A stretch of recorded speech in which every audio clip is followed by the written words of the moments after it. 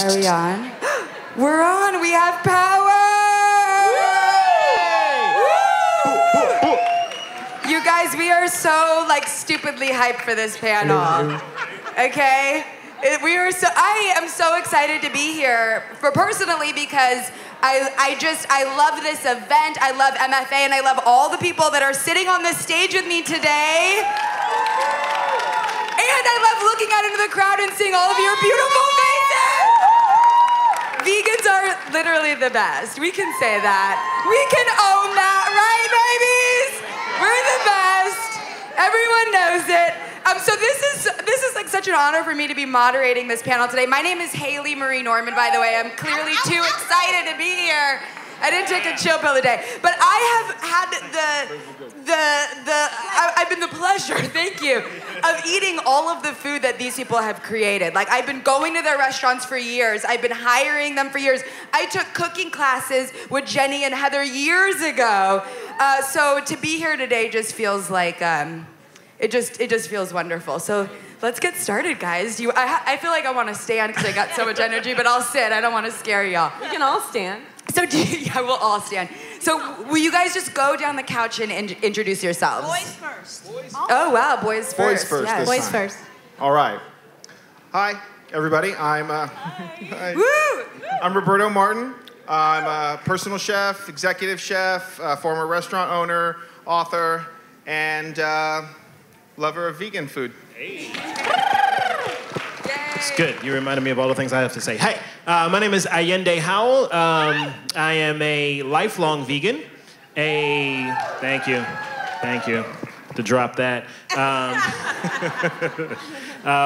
Retired chef. I was a professional chef for about 17 years. All vegan stuff. What else did you say? Oh, author. I'm also an author. I run an Instagram account. It's just my first name. That's enough. Will you tell us the name of, he has a book called The Lusty Vegan. Oh, yes. I'm in it because I am a lusty vegan. My book is called The Lusty Vegan. It is a cookbook and relationship manifesto for vegans and the people who love them. So all of y'all who got non-vegans in your bed, pick up my book. I'm gonna teach y'all how to deal with them. That's how it goes. All right? Thank you. Yeah, I forgot about that. What else? That's amazing. I mean, we've written a few books. My sister and myself, my sister Heather, and Babette is our honorary other sister today. No, what we were trying to create was the reverse Oreo. It's true. It's true.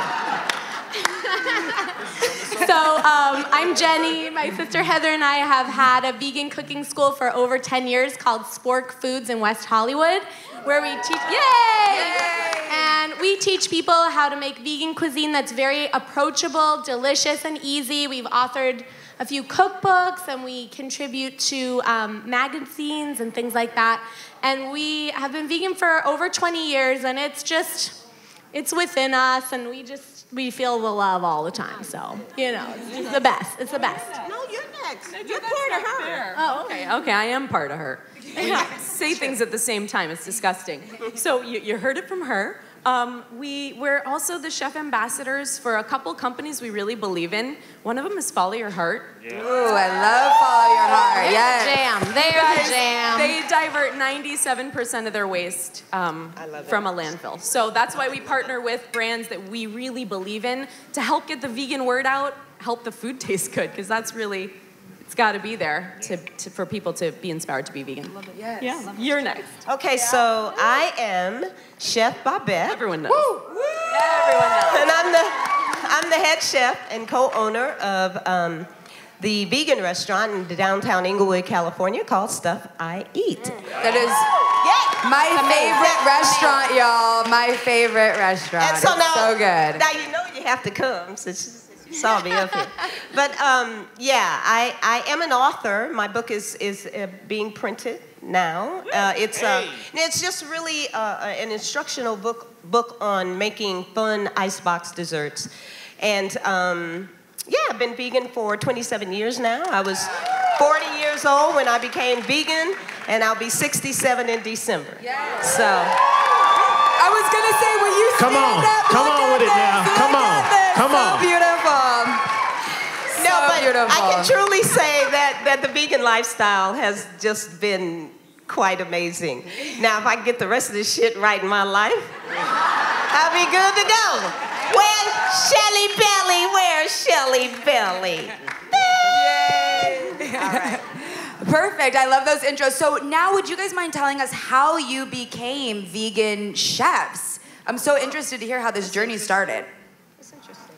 That's interesting. Yeah. You want me to go? Yeah, let's go first. Okay, so might as well go. Okay, so I met my husband Ron in 1990, and I had gas, and I had the rash, and I had asthma, and I had brain fog, and all kind of stuff was going on. And he took one look at me and he said, girl, you need to read this book called Fit for Life. And here's another one by Professor Arnold Ehret. It's called The Mucusless Healing Diet System, something like that. Y'all get them books.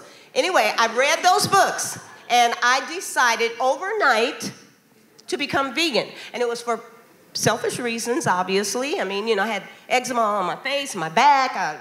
That was a mess. And so, but the main thing is I always had gas. I was just bloated and just a mess all the time. And so I actually became vegan overnight, and it was the very best decision I've ever made in my entire life. I'm 67 years old. I can do whatever workout I want to do. It just doesn't matter. I'm climbing hills. I'm running. I'm doing push-ups. I can do a 5-minute plank. Don't ask me to do it because it might be a lie. Anyway, no, I swear to God. No, I can really do. I know I can do a 4-minute plank. I threw that 5 minutes in there. No, you can do it. You can do a 5-minute plank. Anyway, but yeah, and then obviously as time went on, it became more about the whole, because I realize I'm only a tiny part, just a tiny little fraction of this whole thing.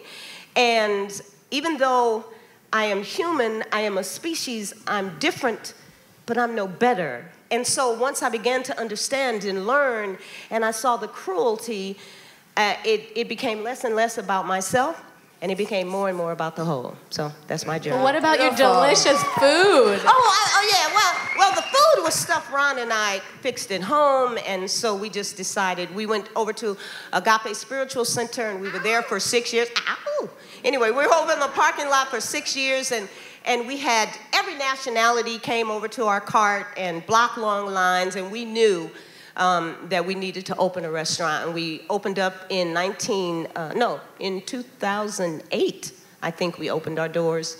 And wow, we're still going strong and still growing because of people like yourselves. So.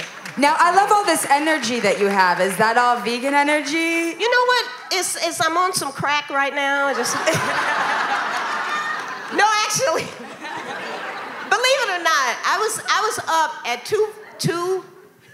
it was like 2:42 this morning. I got myself ready, got to work by 4 o'clock. Oh my God. I had to, I got a restaurant and I do the work. Shelly works with me. That's Shelly right there. Stand up, Shelly. Hi, Shelly. Let me just tell y'all what Shelly did to my ass today. So, Shelly bought her a ticket for Circle V, and I'm just thinking, yeah, Shelly's coming in. She's going to work until it's time for us to go. We're going to hop in the Uber. We're going to go over to Circle V. Oh, Shelly like, boo-boo, poo-poo, hey. I took the day off. I'm sorry you have to work. Yeah, so I never saw Shelly till just now. But anyway, yeah, so what was I saying before I said all that? I was just asking about your energy levels. I love how much energy you have. I was just asking if it was vegan energy. What was? Your energy. My what? My energy. Oh, that's right, energy, yeah. Energy. It's gotta be vegan. I don't know where I get all this. It's gotta be vegan, though. It's gotta be vegan. Anyway, yeah. I love it. Allende, tell us how you became a vegan chef. So Allende has a cooking show. I've been fortunate enough that I've gotten to be on it. Yes. So tell us how you became a vegan chef. So growing up vegan, my parents cooked like all of our meals, like all the time. And then so that eventually, by the time I was like 13, my mom started a business selling food, like wholesale. So I started cooking then, like when I was about 13, I started cooking. And then by the time I was like 21, I had seen where we put all the food, and I was like, I think we could sell this as a restaurant. And my mom was like, okay, so go open one. And I was like, huh? Because I didn't really put together that I could do that. And then by the end of that week, I found a spot that was like for rent. And then by the end of that month, I had this place in Seattle. And I started selling vegan sandwiches and soul food. That was like my first restaurant concept in Seattle. And that was my entry into it. And then I moved to New York in like 2006, I think. And then I started cooking again in 2008. And I just like bullshitted my way into an executive chef job. I was like, yeah, I could do that. Sure. And they were like, okay. And then I got it. And I was like, oh man, I got to learn a lot of stuff. But it worked out. It worked out. And then from there, I did private chef work for a while. So it just started to evolve. And what people sort of came to learn about me is they're like, oh, if you can't eat anything, call this guy. So that's like how the private chef stuff started to work, because I've worked with a couple of singers and actors and stuff, and it's like, you know, people are like, oh my God, I can't eat this, I can't eat that. And by the way, most people are not gluten-free. I just want to say that. Like, people will say that, and then they'll be like, oh, but I love croissants. I'm like, that's not... That has this chock full of gluten. Like, that's... So do you cook gluten-free and vegan, or mostly vegan? So I personally like gluten. I think it's great. It makes everything tasty. Thank you. Yeah, right? It pulls shit together. I get so annoyed when people confuse the two. Do y'all do that? Like, I'm like, can I have a vegan muffin? And they're like, we don't have that, but we have a gluten-free one. Like, that's always the response, right? Why do people think it's the same thing? Anyway, sorry. No, yeah. I had to air my because gluten-free just has more eggs in it. But no, I cook, my main jam is like vegan, like, you know, my family's from Alabama and Baltimore, so it's like real, you know, home cooking black food. But then I do, it is. And then but I can do gluten-free. I've done oil-free, which is, whew. And I've done,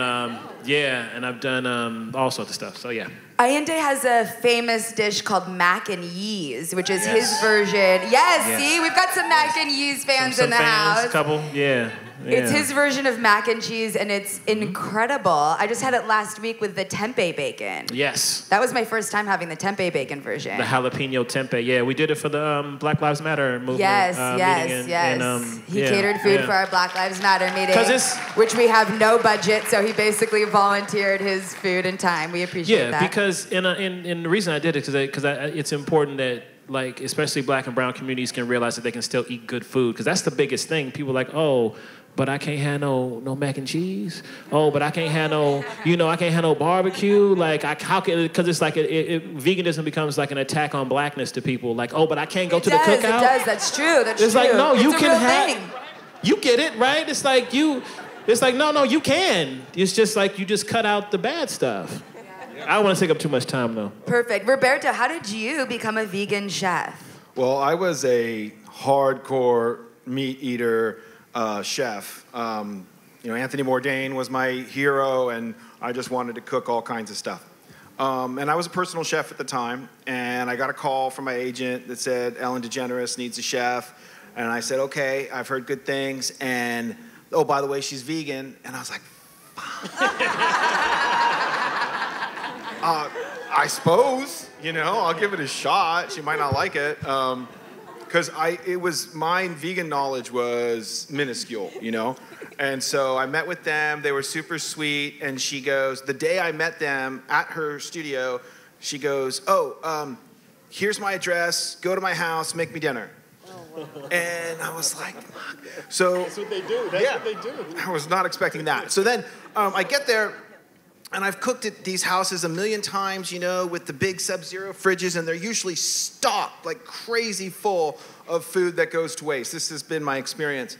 And so I get there, and I open it up, and there's like a bottle of vodka in the freezer, some cigarettes, some mixed greens, 2 apples. Pretty much, that was it. Like, the housekeeper pulled out her lunch, and like I pulled stuff out of her lunch, and I whipped together this meal and some grilled apples, and I reduced some pomegranate juice, and I made a vinaigrette, and boom, and they were happy. And so I got the job, and then turned my life upside down, like completely screwed my life up. Amazing. So you took her food and made dinner for Ellen? It was either that or That's a salad. impressive. So, yeah. So then, you know, I'm cooking like this every day. And so what I did was I just took my knowledge that I had as a regular chef and I just cooked exactly the same way as if someone told me I eat everything except onions. So I just omitted the onions from the food. I did the same thing. I just omitted the plant-based proteins and substituted it with whatever else I could find, beans and this and that. And they freaking loved it. And they're like, oh, this is not how like we've been eating. And they went vegan 100% for the animals. They admittedly loved animal proteins. They liked eating salmon. They just couldn't bring themselves to do it anymore. So they were missing that flavor. And so I got to work. It recreated like all of my energy and my creative juices like completely got thrown into this. And so 5 days a week, I'm eating like this. And then on the weekends, I'm not. And about 2 months into it, it just didn't make sense. And they started giving me DVDs, you know, and I started reading, you know, China Study and other things. And we had like 3-4 months earlier taken my son 100% off dairy. The whole family went dairy-free. And we immediately saw an improvement. He was suffering from asthma all the time, nebulizer, this and that, medication. And he like immediately got better. And we went like 1 year without going to the ER and then another year without going to the ER. So the evidence was really right in my face with that. At the same time, you know, I just looked at my family and I'm like, I'm gonna do this. I'm gonna go vegan. And they kind of joined me, but didn't 100%. Like, and I didn't even tell Anna and Portia for like 2 months because I didn't want to say, hey, I went vegan, and then I didn't, you know, and then awkward. So anyways, and then they noticed that I'm a goof. I'm like a weirdo, and I start, you know, I talk to the food or whatever, and I goof off. I have fun. My attitude is, I don't care what you have to do. If you're gonna dig a ditch or whatever you're gonna do, have fun doing it, you know? And so I'm cooking, I'm having fun, and she noticed that, so she had me on the show a bunch of times, and then we got a book deal, and everything went really well, and it was great. It was great. And so that's how I went from being like a hardcore meat eater to a vegan. Were you surprised at how, yes, I know, exciting. Were you surprised at how easy it was to replace the meat that you'd been so used to cooking with? That's a great point. Yeah, I was really surprised at the flavor profiles, how they didn't suffer. Because here's what I discovered, and this is what I like to share to people, is that, you know, you get a recipe online, right? Say it's for salmon or ribs or something like that. And the process and all the energy that you put into it, let's say it's like 25, 30 minutes, a bunch of different ingredients that you put into the animal-based protein, and then some veg, right? Just, I don't know, just cook the veg, steam it, whatever. If you just go ahead and take that much energy and seasoning and time into all the veg, it's awesome, right? So what we need to do is just think, and this is what I tell people too, don't throw out your old cookbooks that are full of meat and stuff. Use those recipes and just substitute that stuff with real foods. And because the flavor profiles are there, and cashew, right? Cashew cream is the best. You can make Alfredo sauce and stuff like that. So nothing really suffers. The food doesn't suffer. And comfort food is so important. You know, it's completely twisted and tied into our memory of growing up. And so I really try to encourage people to eat the same kinds of foods on like Thanksgiving and stuff that they grew up with. Just, you know, veganize them. Cool. Thank you so much. All right, my sport food girls. The last time I had your guys' food was at my best friend's wedding. You guys, you work with a company, you catered it. It's all your recipes, right? So if any of you guys are getting married, I'm telling you, they make amazing food and they cater weddings. Oh, yay. Yeah, we love the catering aspect of it because to be a part of someone's wedding is like the best day ever, and you want it to be not stressful. And when you're vegan and you're having a wedding and you're trying to convince your entire extended friend and family unit that vegan food is good, they're like, we're putting the pressure on you guys because we don't want to deal with that. And we're like, game on, let's do this. And then everybody's going to have a poop. And it's going to be amazing. Because probably for the first time that day. It'll be great. I mean, we can talk about that here. We're amongst friends, right? I mean, that was talking about gas. So she just opened the You know what she just said? It's probably the first poop of the day. No. Okay. Oh, God. So we didn't mean to take it down that road, but I'm glad we got our own couch. So my sister and I, we went vegan when we were in college, and I was in a class called World Ecological Crisis. Okay. Wow, and my professor, Glenn Fieldman, she basically told us about what was going to happen to this planet if we didn't start thinking about what we were eating. And the fact that we eat 3 times a day, you're making such an impact every single day on this planet. So originally, we went vegan for that reason. My sister and I both separately were environmental science majors. So we decided to change the world and go into the environmental field. We both got a job at Tree People, an environmental nonprofit. Yeah. And We ate lunch, together every Yes. day. It's a great park, like on Mulholland. You can go hike around. And then I decided that I was going to be an environmental lawyer. And I was like, this is the only way I can make my impact. And this is for real. And we got to make a change. And it's serious. And it's now. And I am not a legal thinking individual. And so I was mean. I became such mean. a mean person. Yeah. And I was living did. with her, like living my dream of working for this environmental nonprofit and coming home. And my sister was like, ah. And then I had to sit her down and be like, sis, there's something else we got to figure out here. So yeah, we were throwing nice. We were throwing dinner parties to we love cooking. Yeah. We were throwing dinner parties, and cooking was my stress relief, and it was beautiful. And when I was cooking, I would whistle and do lovely things. And so we decided that we were going to start teaching vegan cooking classes, and it wasn't really happening at the time. And so we started, and it has grown and grown, and it's really because a lot of people, we focused on making the food so good that we brought in the non-vegans quietly and secretly, and then, obviously word spreads, just like when people go to your restaurant, they bring the non-vegans, and that sort of had this ripple effect. So originally for us, we started as vegan chefs for environmental reasons, and then of course animal rights became a huge part, equal parts to environment, equal parts to health for all of us. And going vegan, it was about 20 years ago, so there weren't as many amazing products as there are now to utilize that make it so easy. And you can grab items everywhere from Target to Walmart to, Costco to, CVS. And so we did have to get in the kitchen and create, if you wanted a delicious cookie, it was not in a bag back then. Like 20 years ago, that was vegan and organic. So we were like, we have to make a delicious cookie. And then, you cook for your friends and your family and they enjoy it. And our whole MO was education. So if we could learn how to do this in our own homes, teach someone a recipe, they make it for their friends and family, then you create a ripple effect. And that is what kind of has sparked our business. And so we've been going strong for over 10 years doing that. Amazing. Their classes are so great, by the way, if you guys haven't taken one.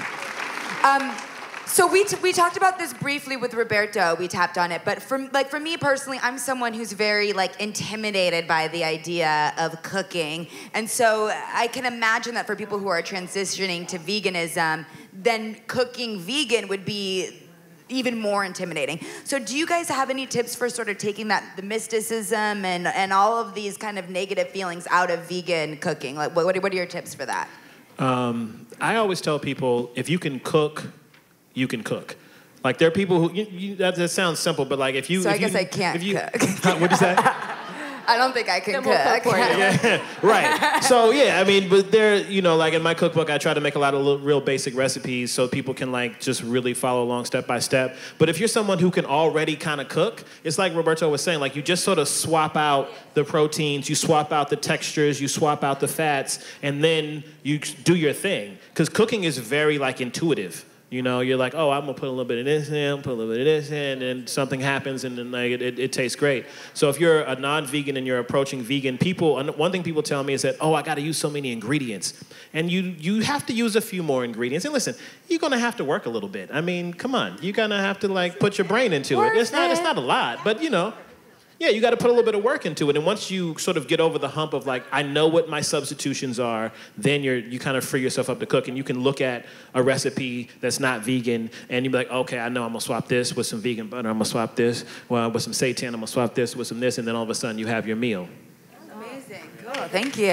What And about I you think guys? also, Yeah. you know, for us, when people just come in, we do just really quick and easy swaps. If you're drinking cow's milk, just replace it with almond or soy milk. If you're eating butter, there's a million vegan butters. If you're eating cheese, there's vegan cheese now. So it's really become so easy. Yeah, and there are deeper levels to it too. You know, like if you want a different consistency in your biscuit, you use a mix. I use a mix of soy and almond milk because I want more protein. Oh, wow, that's Yeah. a hot tip. Mixing scare soy them. and almond Don't milk, I would have scare never them. thought. See, what does that do? Elaborate. So the soy milk generally has more protein in it, and then almond milk has more fat in it. So I like to mix the two and get like a nice, because then for me, my biscuits come out fluffier and softer as opposed to like more dense. That alone should've was told worth me the that. price of entry. Gems. Y'all. Y'all want some of What them a damn hot biscuits? tip. My God, I feel like my life just changed. Who knew a biscuit tip would win me the? Oh my Could God. just finish this whole panel with like vegan food hot tips. I know. Okay. Well, I just say if you want a pot of greens, just keep the fat back out of them.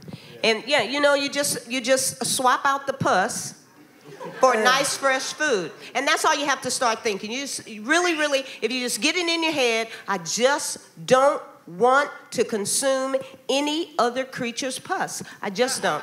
Because now I have to share this with you. This is very important. It's one way to kind of get you, if you're on the line. Listen, you burn yourself. I burned myself this morning.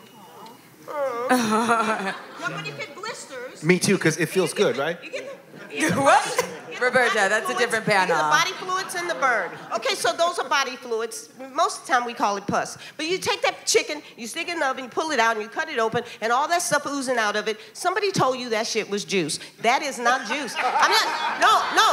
Yeah, when you say it that way. Listen. Just 1 second. Just think about it. Just think about that. Now, would you take that burn and prick that burn and suck that fluid out of that burn? Why are you saying, no, that's a resounding no. No, come on. Now, you take that chicken because somebody told you that stuff oozing out of that chicken was juice. A watermelon is juicy, an orange is juicy. And an apple can even be juicy. But I'm going to tell you what chicken is. It's pussy, okay? Come on with it. That's body fluids. Come on with it. It's blood. It's toxins. And every time you suck it up and make that pot of chicken soup, you making chicken pus soup. So that right there, that ought to make it a little bit easier for your ass to change up. Okay. Just You in guys- case it wasn't clear. That's our time. That's our time. That went by so fast. Oh my God. Wow, Circle V. Circle V is the place to be. This was so much fun. Do you guys just want to say your names again really fast just so we can let them know again? I'm Chef Babette at Stuff I Eat. I'm Haley Marie Norman. I'm Heather Bell. I'm Jenny Engel. My name is Allende. Roberto. Yay! Thank you guys. Thank you for helping us change the world. Each and every one of you are so important, and we love you.